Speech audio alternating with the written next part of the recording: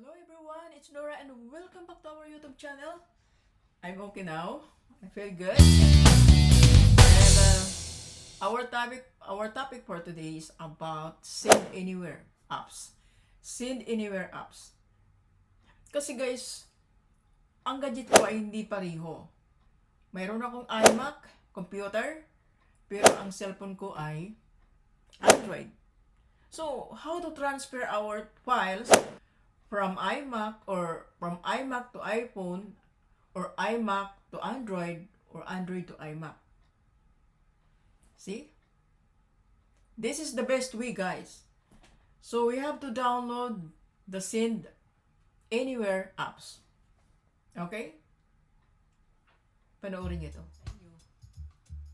Ngayon guys, ipapakita ko muna sa inyo kung papaano i-download ang apps na to sa inyong mga computer. Ngayon, punta tayo dito sa ating Google.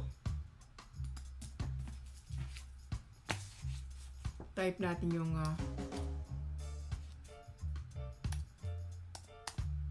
Send Anywhere. Click nyo yung download Send Anywhere download. Tapos click nyo yan. Ito download Send Anywhere, click nyo yan. Ito yung lalabas. Yan, makikita nyo dyan. Yan, papaliwanag ko lang. Nakita natin yung logo ng Apple dito. So, available itong apps na to sa Apple gadget, no? iMac or whatever, basta mga Apple gadget. Sa Android, syempre, available yan sa ating mga cellphone. Samsung Galaxy, up to Galaxy at S24 Ultra, pinaka-latest, no? Tablet, available yan. iOS, mobile, yung iPhone. So, kung mayroon kayong computer na, kung desktop na, Windows, syempre MacOS, Linux, yan guys, ay available yan, i-download. Okay? So, ngayon ipapakita ko sa inyo, para malinaw sa inyo guys, no? So, i-click natin yung download. Ayan na, oh. Tapos exit natin to. Punta tayo sa ating Finder, guys. Ulitin ko. Click natin yung Finder. Tapos Downloads. Ito na siya dito, guys. Send Anywhere downloads. Send Anywhere. Nandito na siya. So, ilalabas natin siya. Okay. Ayan, guys.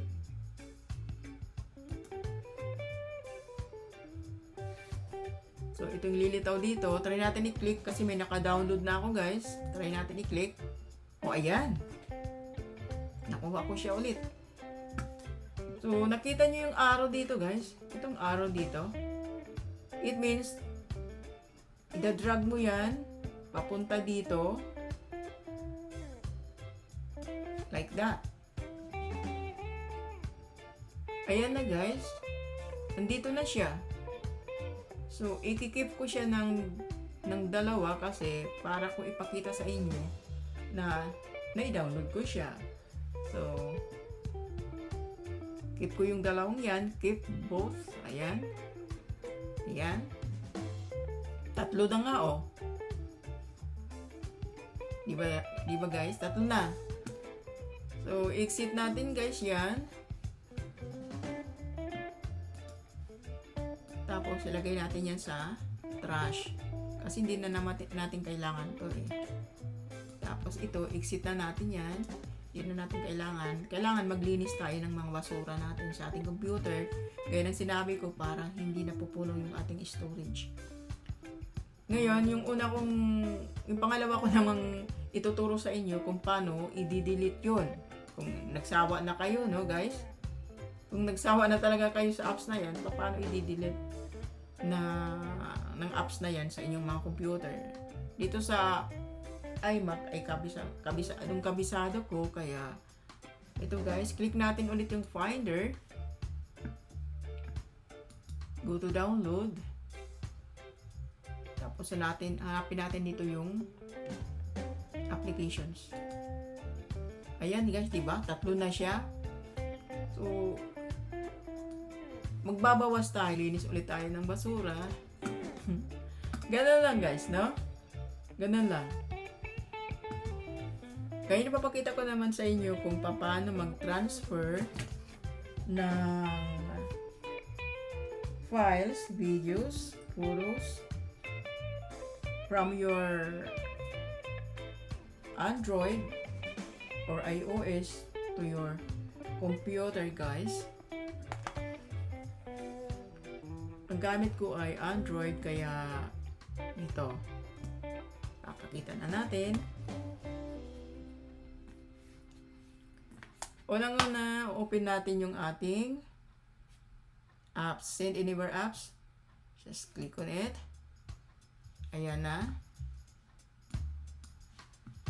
Dito naman sa ating Android ay makikita nyo po. Ayan. Click nyo yan. Ayan ang kalalabasan yan. Pag clinic mo dito sa inyong mobile or Android. So, ipapaliwanag ko sa inyo guys kung ano ba itong mga nandito, no? Unang-una muna dito sa taas. Mayroon siyang, sana maliwanag ito sa paningin ninyo, no? Recent, photos, videos, audio, apps, contacts, files. So, ibig sabihin guys, lahat na ita-transfer yan papunta sa inyong mga computer, and from your computer to your iOS, mobile, or Android. Yan ay naiilipat-lipat yan. Ngayon, pupunta tayo dito sa ating video guys. Kasi magsisend nga tayo or magta-transfer tayo ng videos. So, pipili ako dito ng mga pwede kong i-transfer, no? Na mabilis lang. Ngayon, click ko to. Ayan guys. Makikita nyo yung kulay red dyan na send. Click nyo yan.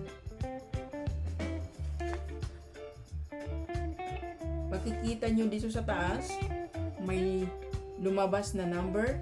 Yan ang tinatawag guys na input key number. Okay. Punta tayo sa ating computer. Type nyo natin yan. Okay. 3, 6, 1, space, and then 1, 9, 7.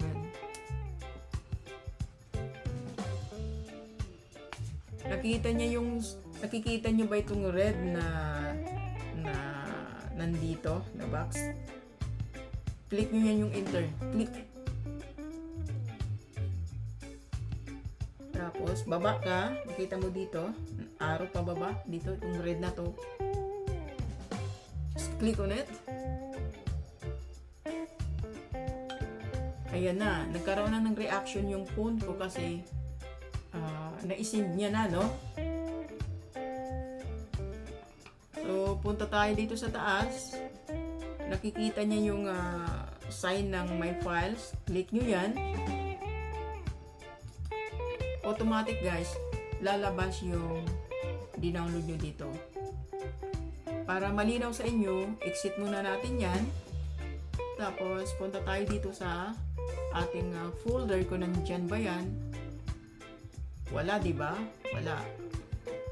So, ang gagawin natin guys, punta tayo sa folder, syempre. Sa Finder. Sorry.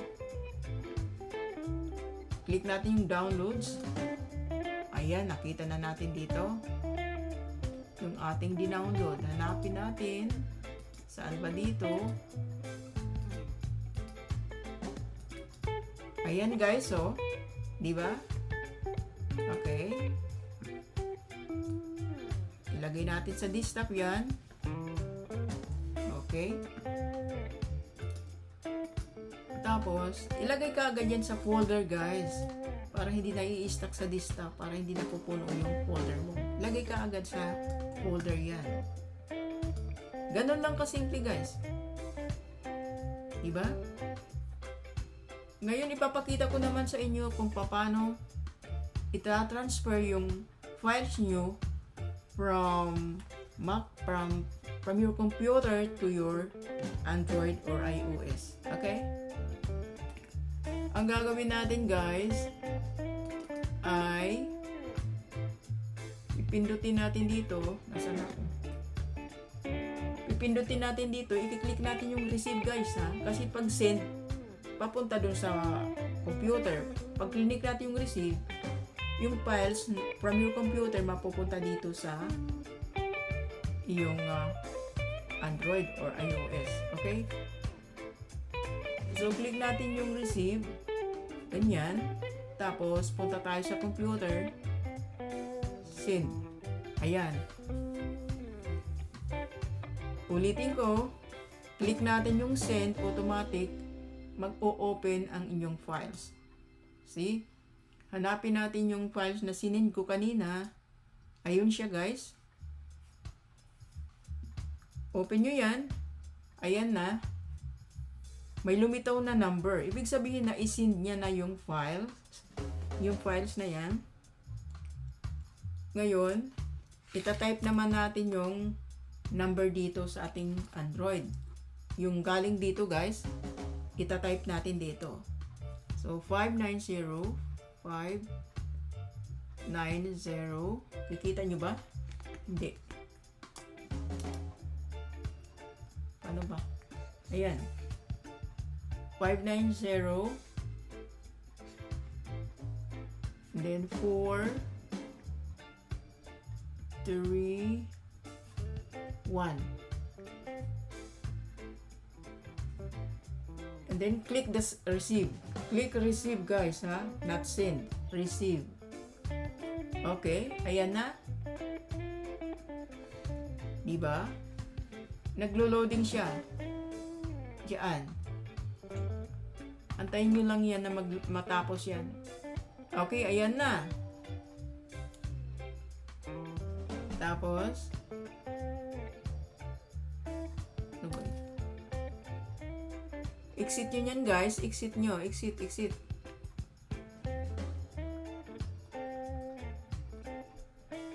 Exit guys ha. Click nyo yung exit the app. Ayan. Punta tayo sa ating files. My files. Ayan. Ayan. Hanapin. Oh, di ba nandito na siya guys? Oh. Ayan na. Simple lang guys. Very simple. Kaya nyo yan at sana ay may natutunan kayo at makakatulong yan sa inyong pang-araw-araw na pag-i-edit, na pagbablog. So ngayon, di na kayo mahirapan mag-transfer from Android to your computer to your Android, iOS, or whatever na cellphone na mayroon kayo guys. So hanggang dito na lamang at sana ay may natutunan kayo. See you around!